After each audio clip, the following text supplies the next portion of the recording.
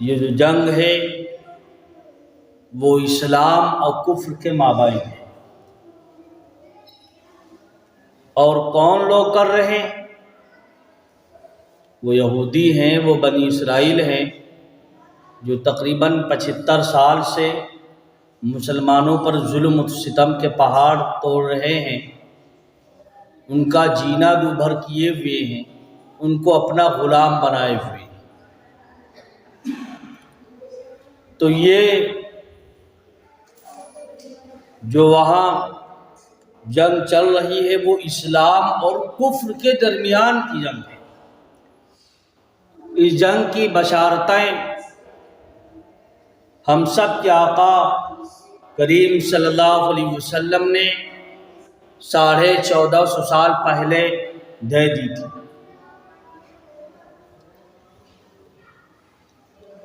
ایک حدیث میں اللہ کے نبی صلی اللہ علیہ وسلم نے فرمایا، ابن ماجہ کی حدیث ہے کہ ایک جماعت خراسان سے اٹھے، ایک جماعت، حق کی جماعت اس دنیا پر ہوگی جو حق کے لیے، اعلاء کلمت اللہ کے لیے، اسلام کے لیے، اسلام کے بقا کے لیے وہ کفر سے لڑے گا۔ عالم کفر یہ چاہے گا کہ ہم اسلام کا نام و نشان اس دنیا سے مٹا دیں، لیکن وہ ایسی جماعت رہے گی کہ برابر حق کی لڑائی لڑتی رہے گی۔ صحابہ کرام نے پوچھا، یا اللہ کے رسول صلی اللہ علیہ وسلم وہ جماعت کہاں کی ہوگی؟ تو اللہ کے نبی صلی اللہ علیہ وسلم نے فرمایا، القدس القدس القدس، 3 مرتبہ فرمایا۔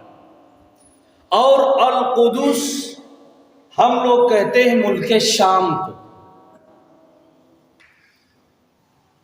القدس کا معنی ہے ملک شام،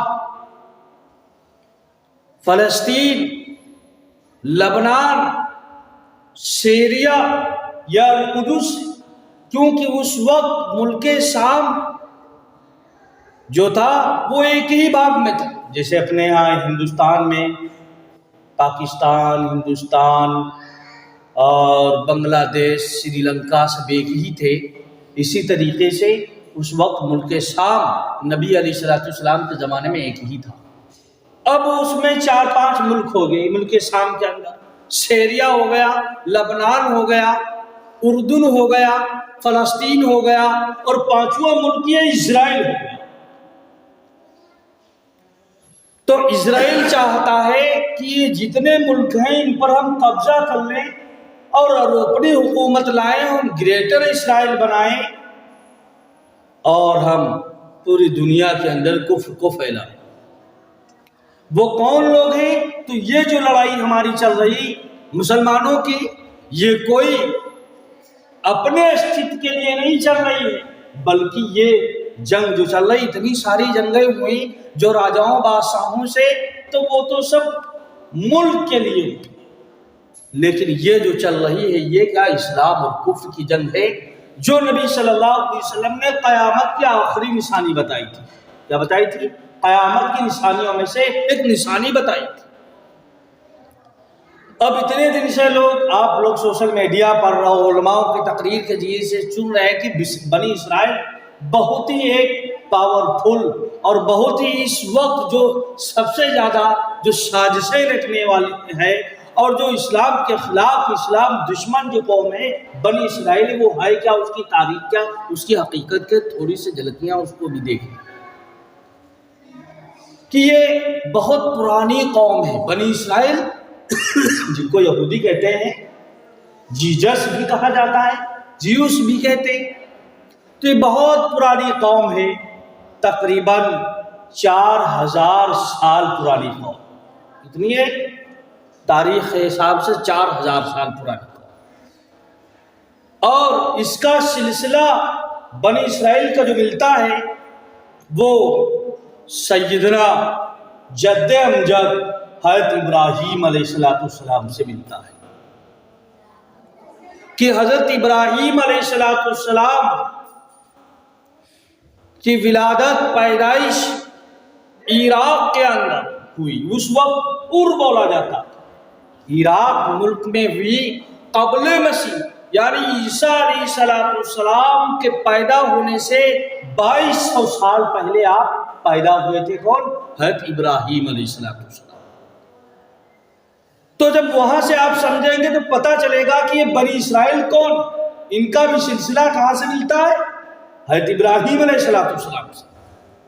حضرت ابراہیم علیہ السلام عراق کے اندر پیدا ہوئے اور پھر ان کے عراق سے وہاں آئے، شام آئے، فلسطین آئے، پھر وہاں سے ہجرت کر کے اللہ نے جب حکم دیا تو وہ ہبرون چلے گئے، یروشلم فلسطین ہی کے اندر۔ حضرت ابراہیم عراق میں پیدا ہوئے، اس وقت عراق کا بادشاہ نمرود تھا۔ آپ لوگ تفسیر کے اندر علماء سے سنتے آئے ہوں گے کہ نمرود نے جنت بنوائی تھی اور حضرت ابراہیم علیہ السلام نے وہاں کفر کا مقابلہ کیا اور سب دیوی دیوتاؤں کی سب پرستش کرتے تھے۔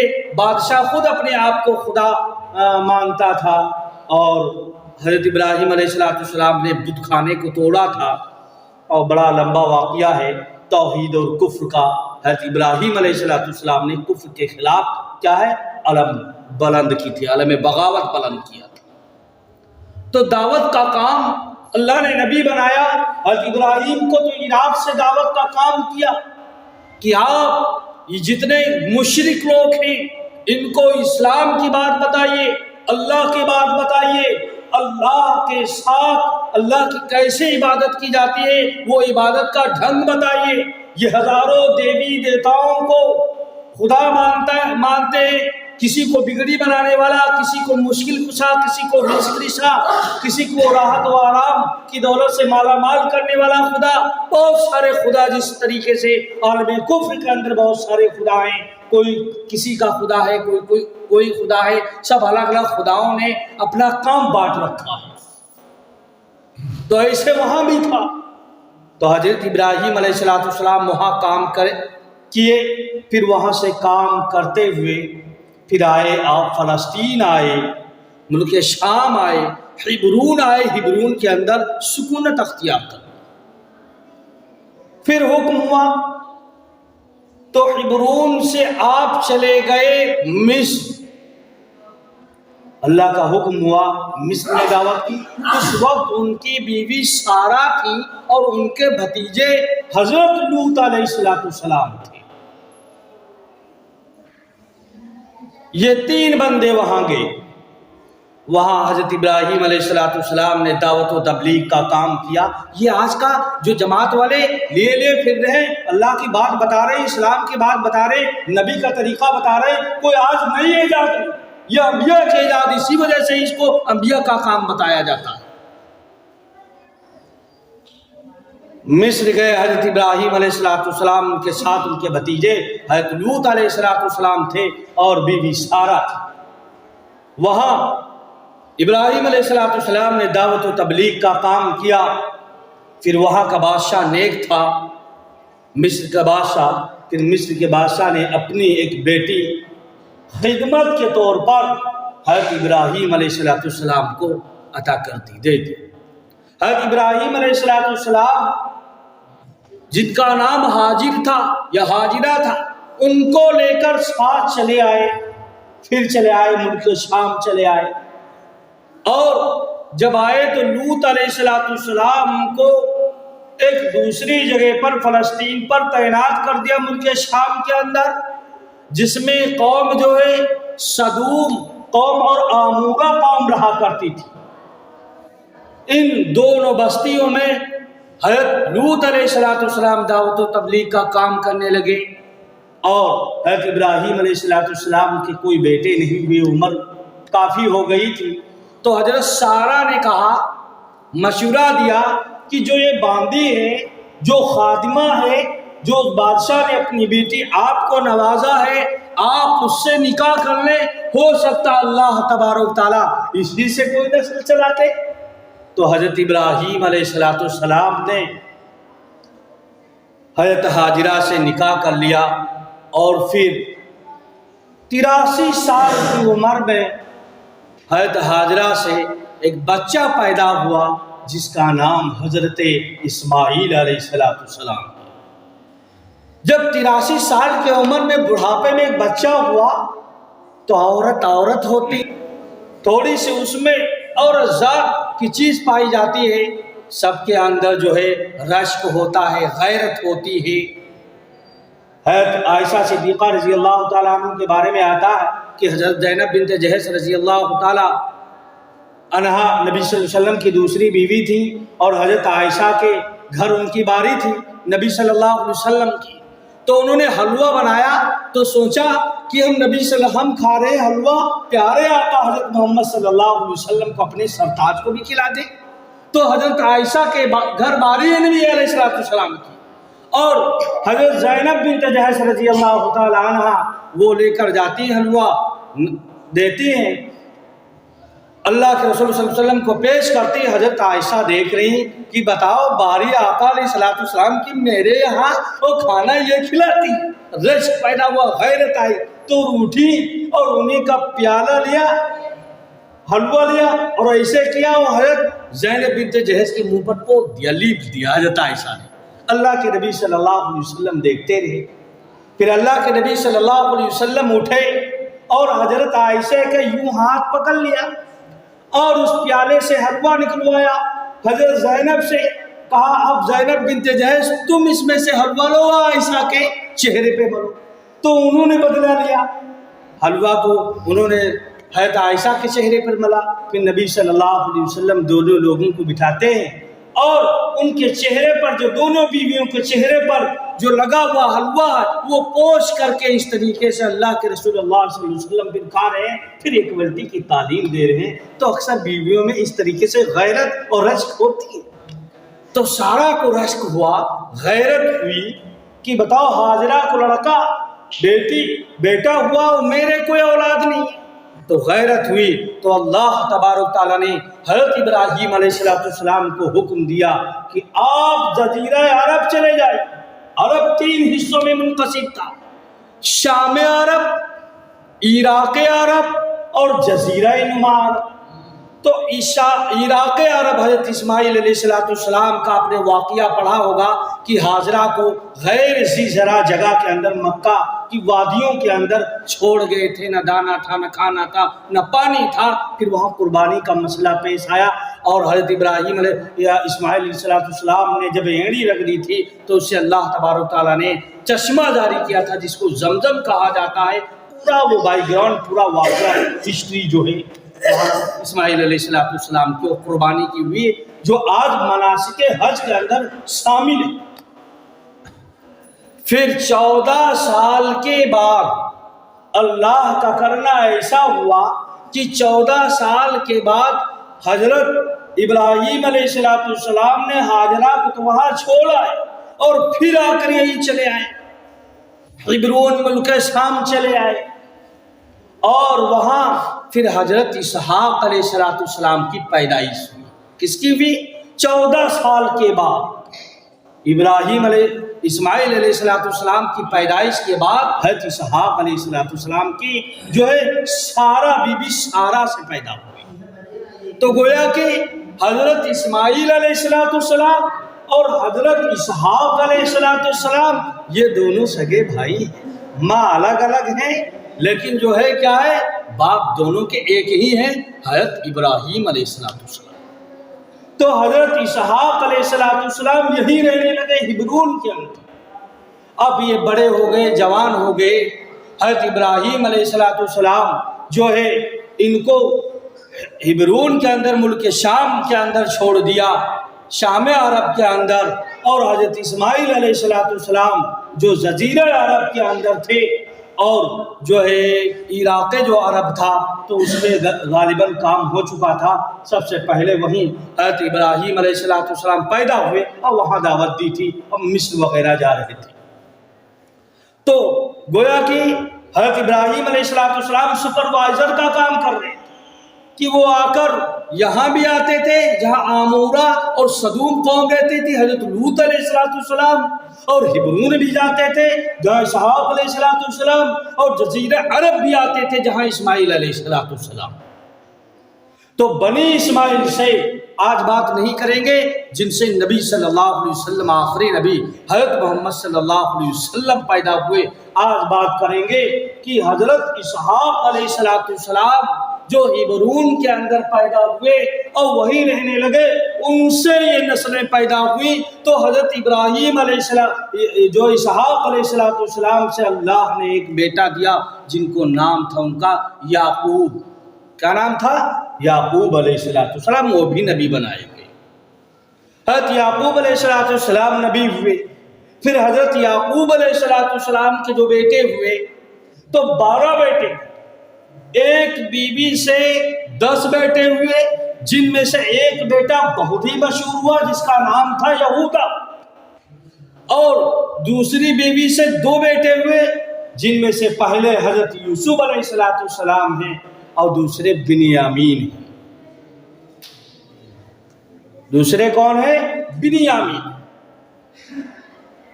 اب حضرت یوسف علیہ السلام کے بارے میں سنا ہوگا کہ یعقوب علیہ السلام بوڑھے ہو گئے تھے، کمزور ہو گئے تھے، تو یوسف علیہ السلام بہت خوبصورت، اللہ تبارک تعالیٰ نے ان کو بہت جمال، بڑی خوبصورتی دی تھی۔ آدھی دنیا میں کو آدھی خوبصورتی میں پوری دنیا کو اللہ نے خوبصورتی دی، اور آدھی خوبصورتی حضرت یوسف علیہ السلام کو دی۔ اور قاعدہ ہے کہ کل شیء یمیل الی الجمیل، کہ ہر خوبصورتی کی طرف انسانی فطرت کیا ہو جاتی ہے؟ مائل ہو جاتی ہے۔ تو حضرت یعقوب علیہ السلام یوسف سے زیادہ پیار کرنے لگے۔ یہ ایک نیچر ہے، فطرت ہوتی ہے انسانی۔ بچے بہت سارے ہوتے ہیں، لیکن کوئی چھوٹا بچہ ہوتا ہے تو چھوٹے بچے سے ماں باپ کو زیادہ جو لگن ہو جاتی ہے اس سے۔ حالانکہ ایسا نہیں کہ جو بڑے بچے ان سے دشمنی ہوتی، لیکن چھوٹے بچوں سے لگاؤ زیادہ ہو جاتا۔ تو وہ بھی اتنے خوبصورت تھے کہ لوگ ان کو دیکھتے رہتے تھے، ان کی خوبصورتی میں گم ہو جایا کرتے تھے، اتنے خوبصورت کہ قرآن کہتا ہے جب عزیز مصر کی بیوی زلیخا حضرت یوسف کے اوپر جب اس کا دل آ گیا، جب اس کی محبت غالب آ گئی، تو پورے مصر کے اندر، شہر کے اندر چرچا ہو گیا کہ زلیخا کو دیکھو، پرائم منسٹر کی بیوی ہوتے ہوئے، اتنے عزت دار گھرانے کی، بڑے گھرانے کی ہوتے ہوئے ایک جو ہے غلام پر مرتی ہے۔ تو اس نے کہا ٹھیک، ان کو ہم سمجھائیں گے ہم کیوں مرتی ہیں اس کے اوپر۔ جب حضرت یوسف علیہ السلام کو بلایا اور ان عزیز عانم جتنے جو ہے مصر کی عورتیں تھیں، بڑی بڑی روشنائے عورتوں، سب کو دعوت دی اور پھل رکھ دیے۔ اور آپ نے دیکھا ہوگا کہ بفر سسٹم وغیرہ چلتا ہے اس میں، تو اپنے ہاتھ کھاؤ، نکالو اور پھل کاٹو وغیرہ۔ تو اس وقت بادشاہ عورت تھی، تو اس کو کیا کرنے میں تو VIP انتظام کیا، بفر سسٹم کا انتظام کیا۔ تمام عورتیں آئیں اور سب کے سامنے پھلوں کی تشت لگے ہوئے، چھری کانٹا لگا ہوا کہ اپنے آپ کاٹ کر کھائیں۔ حضرت یوسف علیہ السلام کو وہاں سے گزارا گیا۔ جب حضرت یوسف علیہ السلام کی نظر ان کے اوپر پڑی ہے تو ان ساری عورتوں نے کہا قل حاشا للہ، اللہ کی پناہ، ما ھذا بشر الا ملک کریم، یہ تو کوئی انسان نہیں، آسمان سے ایک فرشتہ ٹپکا ہوا۔ اور وَقَطَّعْنَ أَيْدِيَهُنَّ، قرآن کہتا ان عورتوں نے یوسف کے حسن کو دیکھ کر کے پھلوں کے بجائے اپنی انگلیاں کاٹ لیا اور محسوس نہ کیا۔ تب پتا چلا کہ زلیخا یوسف پر کیوں مرتی ہے۔ تو اللہ نے یوسف کو بڑا حسن دیا تھا، اور ان کے بھائی ان سے جو ہے تھوڑا سا دل کے اندر فیلنگ آنے لگی کہ ہمارے ماں باپ ان سے زیادہ محبت کرتے ہیں، ان کو غیر، تو وہ لے جا کر ان کو کنواں میں ڈال دیے۔ پورا واقعہ آپ نے سنا ہوگا، یوسف کے کنواں میں ڈال دیا، پھر بکتے بکتے بکتے پھر بازار مصر میں آئے، پھر وہ زلیخا کے محل میں رہے، جو ہے پھر 9 سال جیل کے اندر بھی رہے۔ حضرت یوسف علیہ السلام نے جب تہمت لگا دی حضرت یوسف علیہ السلام پر زلیخا نے، قرآن کہتا ہے کہ رب السجن احب الی مما یدعوننی الیہ الا تصرف عنی کیدہن اصب الیہن واکن من الجاہلین، کہ حضرت یوسف علیہ السلام نے دعا مانگی کہ یا الہ العالمین مجھے قید خانہ محبوب ہے، پسند ہے، جیل کی سلاخیں اس عورت سے، جو عورت بدکاری کی طرف، بدفعلی کی طرف مجھے بلا رہی، اگر میں اس بدکاری کے اندر، بدفعلی کے اندر مبتلا ہو جاؤں گا، واکن من الجاہلین، تو الہی میں تو نافرمانوں میں سے ہو جاؤں گا، ہلاک تباہ برباد ہو جاؤں گا۔ تو انہوں نے یہ کام کرنا بدفعلی پسند نہیں کیا، بلکہ وہ 9 سال، بلکہ عجیباً جو ہے عزیز مصر نے، اس زلیخا نے آپ کو جو ہے سزائے بول دی تھی، لیکن ایک وجہ سے کہ مصر کے اندر قحط سالی پڑی، اور اس قحط سالی کے اندر لوگ بھوکے مرنے لگے، اور حضرت یوسف علیہ السلام کو اللہ تبارک و تعالیٰ ظاہر سے نبی بنانا تھا، تو ان کا بڑا علم تھا، تو انہوں نے ایک تعبیر بتائی تھی کہ قحط سالی اس طریقے سے جائے گی، تو انہوں نے پورا جو ہے فوڈ سسٹم کا نظام بتایا تھا۔ تو حضرت عزیزان مصر نے حضرت یوسف علیہ السلام کو قید خانے سے رہا کیا تھا، اور ان کو فوڈ منسٹر بنایا تھا، بادشاہ بن گئے حضرت یوسف علیہ السلام۔ تقریباً 32 یا 30 سال کی عمر تھی جب بادشاہ بنے، فوڈ منسٹر بنے، تو وہاں کا نظام چلتا رہا۔ تو جب ان کی قوم تھی بنی اسرائیل، کیونکہ یعقوب علیہ السلام کے بیٹے ہیں، اور یعقوب علیہ السلام کا بھی دوسرا نام تھا کیا؟ بنی اسرائیل نام تھا۔ بنی اسرائیل کہتے ہیں اللہ کا بندہ، عبداللہ نام ہوتا، اس وجہ سے ان کو بنی اسرائیل بھی کہا جاتا۔ اور یعقوب علیہ السلام کا جو دوسری ماں سے 10 بیٹے تھے، ان میں سے ایک کا نام یہودا تھا، وہ مشہور ہوا، تو اس بیٹے سے ان کو جو ہے جو یہودی بولا جاتا۔ یہ مختصر